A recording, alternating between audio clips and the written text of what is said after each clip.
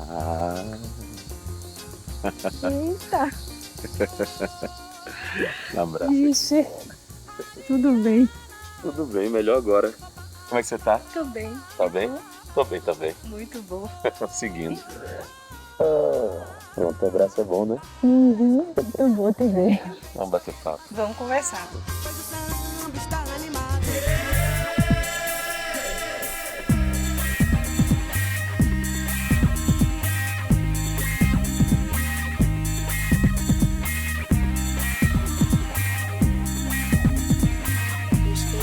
O espelho está no ar. O espelho está no ar.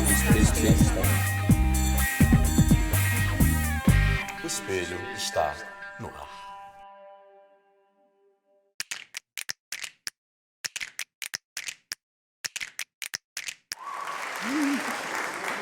Oi, gente. Boa tarde. Eu sou Viviana. Eu gosto muito de dizer de onde eu venho. No movimento das mulheres negras, nós aprendemos que nós precisamos reivindicar a nossa história. E que, portanto, enquanto mulheres negras, nós precisamos dizer o nosso nome e o nosso sobrenome.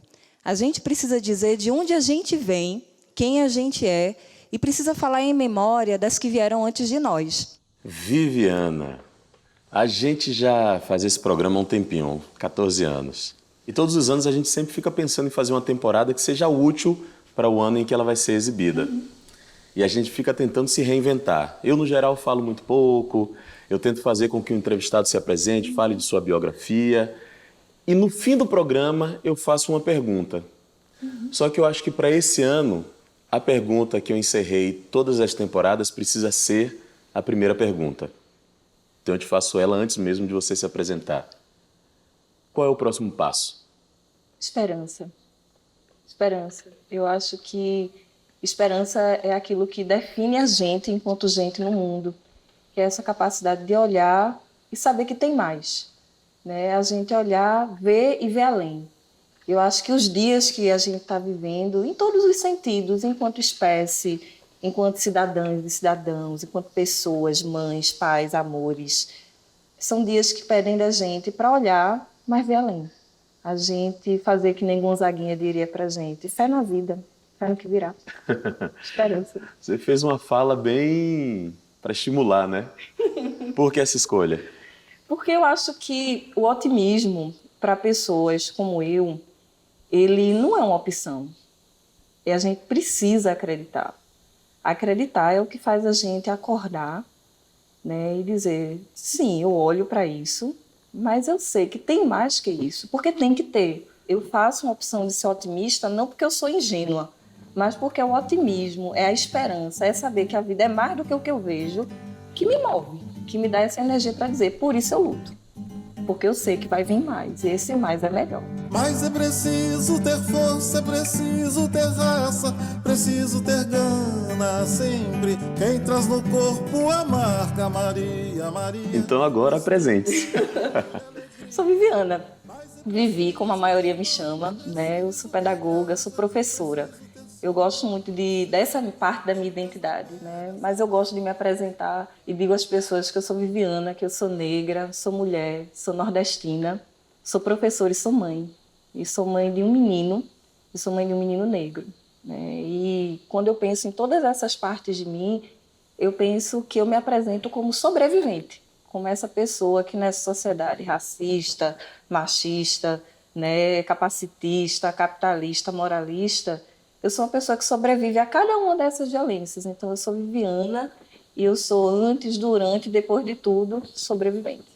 Sobrevivente. Essa é uma palavra muito forte e ela não tem como não trazer uma reflexão, que é o seguinte: quando a gente fala em sobrevivência, quando a gente fala sobre racismo, quando a gente fala sobre ser mulher, sobre ser mãe de um menino negro, são todos temas que me dá a sensação de que a gente está passando por um momento que é mais difícil falar sobre eles, né? Eu acho que o ouvido mudou, a escuta mudou. Você acha que essa escuta mudou? Primeira coisa. Eu tenho a impressão que a gente vive um tempo muito contraditório. Porque, veja, nós somos esse país de maioria afrodescendente, mas, ao mesmo tempo, a gente é esse país que essa maioria vive com uma imensa minoria. E quando a gente fala sobre isso, é mimimi. né? Então, eu acho que as pessoas têm muita dificuldade de se reconhecer no Brasil como violentas, sejam elas racistas, sejam elas machistas, sejam elas capacitistas, né? Então, o ouvido vai se endurecendo, porque, na verdade, eu não quero te ouvir, porque eu não quero olhar a tua humanidade, eu quero acreditar que eu sou superior a você. E aí eu vou destituir a tua fala, eu vou dizer que você, na verdade, não sabe o que você está dizendo, eu vou dizer que você está fazendo mimimi, que é drama. Então, eu acho que tem sido muito difícil dialogar, porque todas as questões que elas buscam trazer assim, para o centro da conversa, essa necessidade de que a gente se perceba na igualdade da nossa humanidade, elas têm sido colocadas como mimimi. Mas por quem elas têm sido colocadas? Por quem quer manter o seu privilégio, né? E todo mundo, em alguma medida, pode estar nesse lugar. Sim. Se você não fizer a decisão de sair dele. Então, você pode acreditar que está tudo bem, né? A gente ser o país que a maioria das pessoas são negras, mas quando a gente olha para as pessoas que mais têm no país, não serem essa mesma maioria, porque não é numérico, né? As pessoas elas dizem assim para a gente, não, mas morrem mais meninos negros porque tem muito negro. Tem mais preto na favela porque tem muito negro. E eu digo assim, pois é, mas se é só uma questão numérica, por que nós não somos a maioria dos mais ricos? Por que nós não somos a maioria nos cursos de medicina? Por que nós não somos a maioria dos melhores lugares? E por que nós não somos a maioria dos melhores lugares? Porque eu acho que a questão é que nós somos essa sociedade racista que entende que essas pessoas elas não deveriam estar nesse lugar. E desde aquela falsa abolição, vem criando uma estrutura que se sofistica e se renova para manter essas pessoas longe desse lugar que é ser por direito. É dizer assim, tá tudo bem porque sempre foi assim. Vou reerguer o meu castelo, ferro e martelo, reconquistar o que eu perdi. Eu sei que vão tentar me destruir, mas vou me reconstruir. Mas você falou uma coisa muito interessante. Você falou que esse processo vai se sofisticando. Aí, às vezes, eu sempre faço aquela pergunta, mas o que é que está mudando? O que é que melhorou? E o que é que a gente precisa renovar na nossa linguagem para a gente sair dos mesmos assuntos, dos mesmos dados e do diagnóstico? Eu acho que, quando eu digo que a gente tem uma sofisticação, é no sentido de dizer assim, perceba, a gente hoje, né, pelo menos a maioria de nós, população negra, a gente não está mais amarrado e algemado num pelourinho. Mas quer dizer que está tudo bem, que então agora toda essa população negra vive e trabalha bem? Não, porque a gente tem pessoas que ganham, né, menos de R$5 por hora, embora trabalhem 15 horas por dia. Vão trabalhar sua vida inteira, vão morrer trabalhando e vão continuar miseráveis. E o fator racial tem um peso nesse fato, para que ela consiga mobilidade, para que ela acesse outras oportunidades. A sofisticação é no sentido de dizer que a gente precisa entender onde é que a discriminação, onde é que a violência está acontecendo, mesmo quando ela não é aquela que a gente diz assim, é a pior forma. E não é dizer que ela não é pior, ela é muito ruim. É dizer assim, tudo está se transformando, mas não está mudando o lugar em que essa pessoa está na sociedade. A mudança, que eu diria, no sentido talvez do assunto novo, seria dizer assim, isso não interessa só a população negra. Essa é uma discussão que ela precisa ser de todo mundo, né? Talvez tenha dado a impressão ao resto da sociedade de que isso é um assunto que só interessa aos negros. Resolver o racismo é uma questão, é uma obrigação da população negra, não. O racismo ele é operado por alguém que acredita que é superior e ele é imposto a alguém que deve acreditar que é inferior. Então eu preciso de 2 pessoas, no mínimo, para modificar o racismo. Então a gente precisa convocar as pessoas não negras para o debate racial. A gente precisa mostrar para essas pessoas que tem a ver com elas, né? Que a gente, da mesma forma que fala da negritude, a gente precisa questionar essa branquitude. O que é isso de ser branco? Ser branco também é uma construção, mas é porque ser branco é uma norma tão estabelecida, tão bem estabelecida, que as pessoas esqueceram que ela é construída. Quando é que os brancos vão discutir o racismo?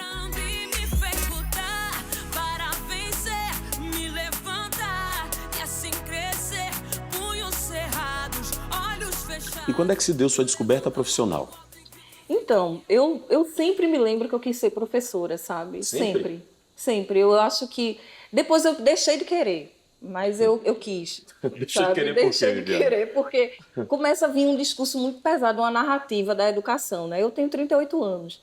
Então, eu vivi aquele período em que, profissionais de educação não tinham piso, que o salário não era ajustado, as jornadas... Se hoje a gente tem várias questões na educação no Brasil, imagine na década de 80, quando eu nasci.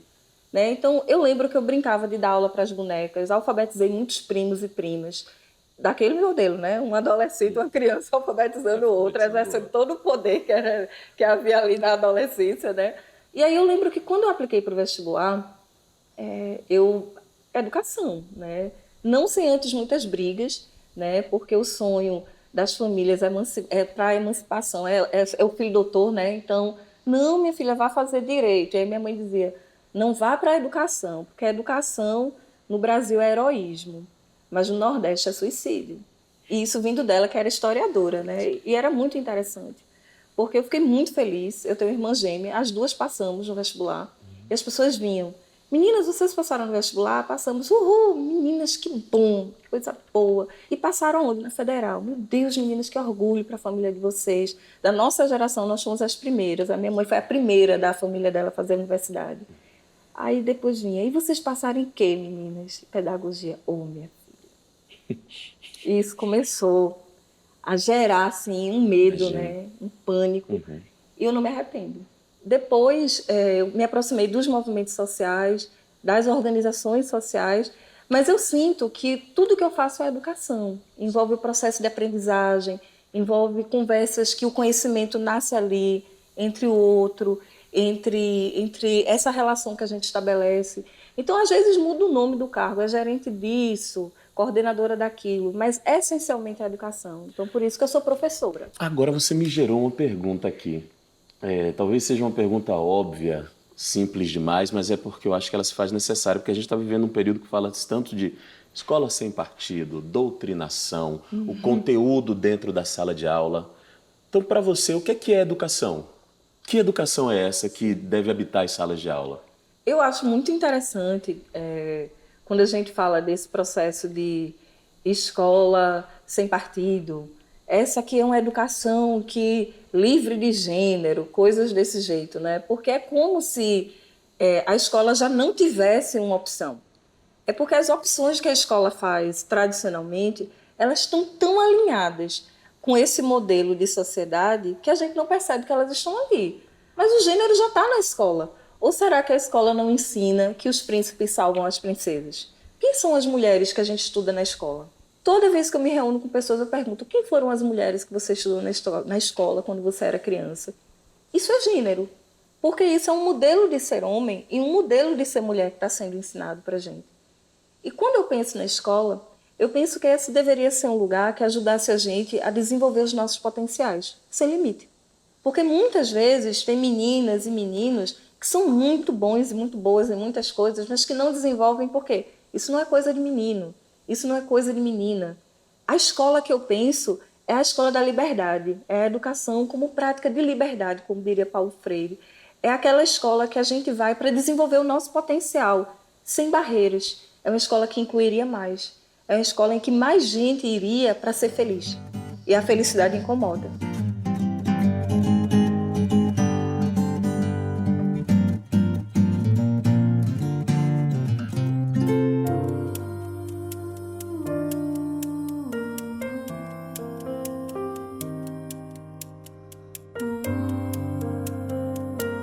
O pensamento de por mulheres negras, organizado por Joselina da Silva.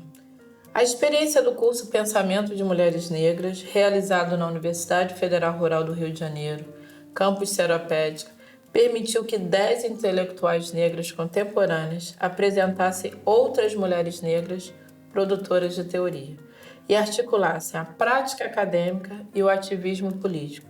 E o resultado foi este livro, fundamental para pensar a teoria de mulheres negras articulada com a academia. O pensamento de e por de mulheres negras, de Joselina da Silva.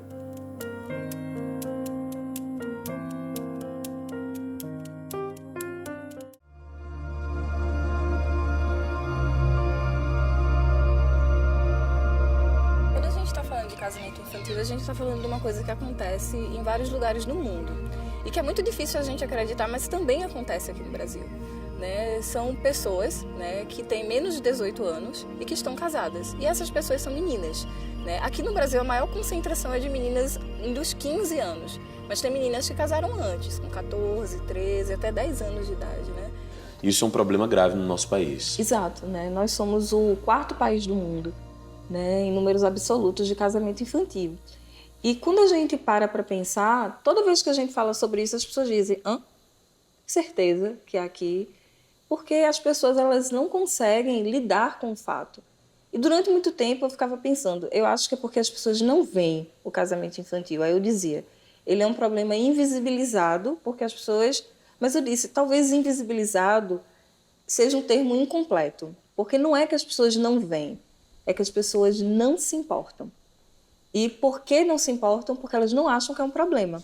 Elas vão achar sempre que é uma solução. E tem a ver com tudo isso que a gente está conversando. O tema é que a gente precisa principalmente pensar que uma menina não deve se casar. E essa ideia é a ideia mais poderosa, né? E a gente pensar assim, quem são as meninas? Né? As meninas, elas não são pequenas mulheres, elas são pessoas em situação de desenvolvimento. E para quem diz assim que menina casa porque quer, mas elas querem casar, é uma escolha dessas meninas. Aí eu faço somente a pergunta, mas ela escolheu dentre o quê?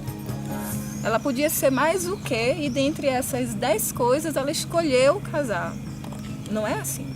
Geralmente não é assim. Geralmente é por falta de escolha a única escolha que eu tenho. Então, uma escolha, quando ela é feita dentro de um repertório muito limitado de possibilidades, ela não é uma escolha válida. É uma menina.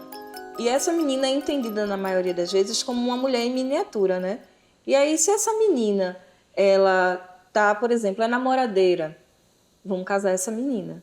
Se essa menina, ela é muito pobre, vamos dar um marido a essa menina. Então, veja, é a continuidade de uma mentalidade de que os homens são a solução da vida das mulheres. Por quê?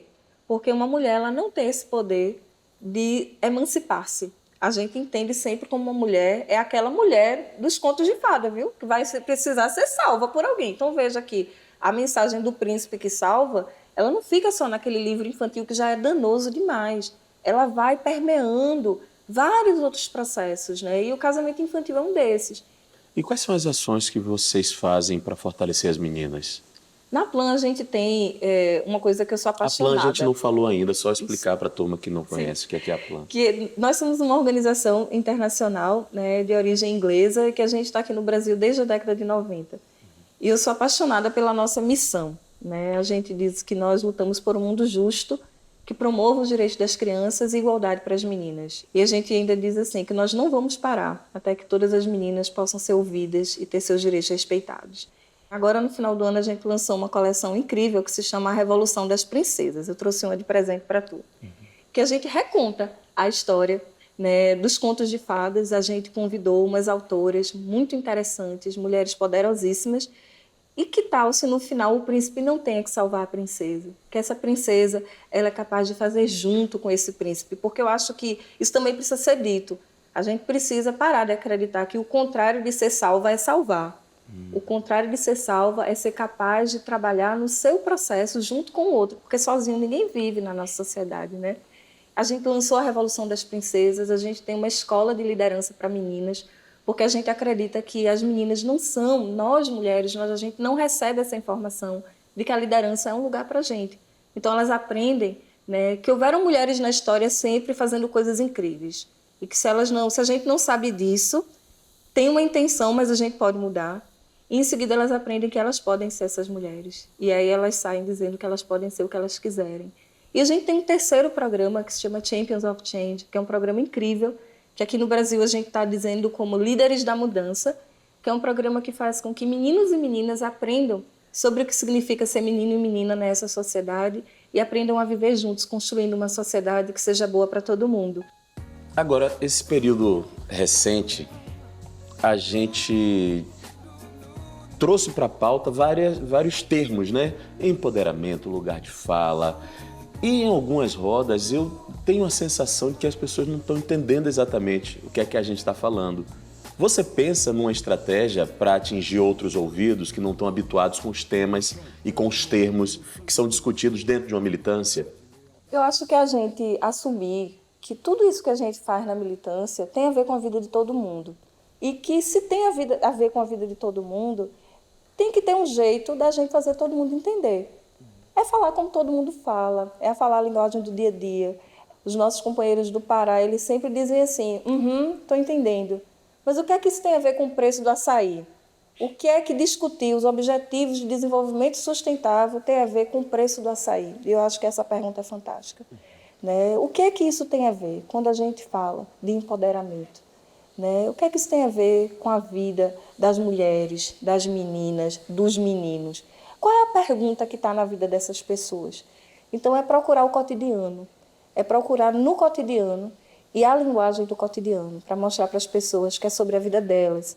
E a gente mostrar que, às vezes, a gente fala de um jeito, né, que fica muito elaborado, complicado, mas que militante, ativista, é gente, e é gente que quer o melhor para toda a gente do mundo. Então, se às vezes a gente tem um probleminha de fala, não é isso que vai diminuir a importância da luta, mas a gente pode melhorar, porque todo dia a gente pode melhorar um pouquinho, e a gente vai falar o que é que isso tem a ver com o preço da açaí. Agora, nessa sua trajetória profissional, o que é que você faria diferente e do que é que você se orgulha? Eu acho que eu teria tido menos medo. Eu consigo ter muita compaixão por mim e dizer assim que algumas respostas que a gente dá, elas têm a ver com aquilo que a gente sabia naquele momento.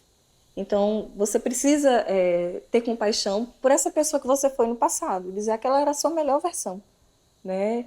Mas eu teria tido menos medo, né? A minha consciência de gênero, de ser mulher, de classe, de ser uma mulher pobre, de raça, de ser uma mulher negra, muitas vezes me colocou em situações de calar. Calar diante de injustiças que eu sofria, calar diante de coisas que eu achava que eu devia ter sido mais ousada, porque eu achava que talvez eu não fosse ouvida naquele começo, né? E hoje, se eu olhasse para aquela Viviana lá, mais jovenzinha, eu diria assim, menina, te atreve, vai-te embora, né? Tu tem voz e todas as vozes devem ser escutadas. E uma coisa que eu me orgulho é de que eu consigo, no meu trabalho hoje, ser muitas. Eu consigo, no meu trabalho hoje, saber que eu estou aqui porque vieram muitas outras antes de mim. Então, eu não me esqueço nem um segundo quem é que vem comigo quando eu me sento aqui. Então, o movimento de mulheres negras, o movimento feminista, as nossas mais velhas e as mais novas, todas elas estão comigo, né?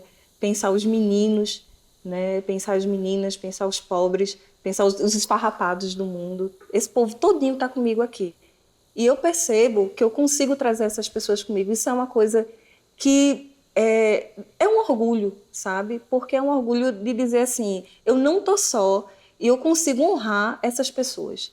Eu consigo saber que tudo que eu tenho hoje, o caminho que eu trilhei, tem a ver com essas pessoas que trilharam antes e que estão trilhando agora comigo. E eu acho que no meu trabalho hoje eu consigo falar com todo mundo dentro de mim, dentro do meu coração. Eu acho que essa é a diferença no que eu faço. Que bom que vocês vieram. Obrigado. Eu que agradeço, muito agradecida. Valeu, obrigadão. Muito obrigada. Foi uma excelente conversa. Fé no que virá. É no que virá. E ela me disse Yoshi. Yoshi, eu fiquei lisonjeado, vice. Uma moça atrevida de um sotaque pra lá de retado, pôs o dedo na cara com tal de um rebolado, rodou tua baiana, rodou teu barraco, a morena se esporreta. Epa, morena não, preto, me respeite que eu sou é preta.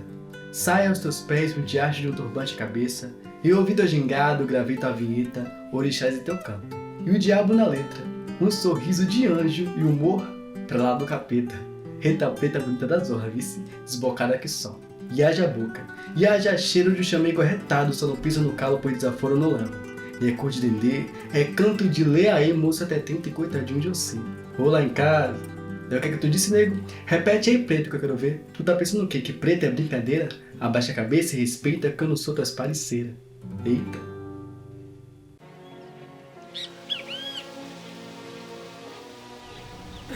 E aí, ela entrou no ônibus e deixou ele pra trás. Mas por que ela não pegou com ele, meu Deus? Porque ela deixa ele com a família dele. Mas por que ela deixa ele de bola? Porque ela é muito sozinha, não quer ficar com ele, sei lá. Mas por que? Pô, assiste o filme, cara, na boa, é um clássico.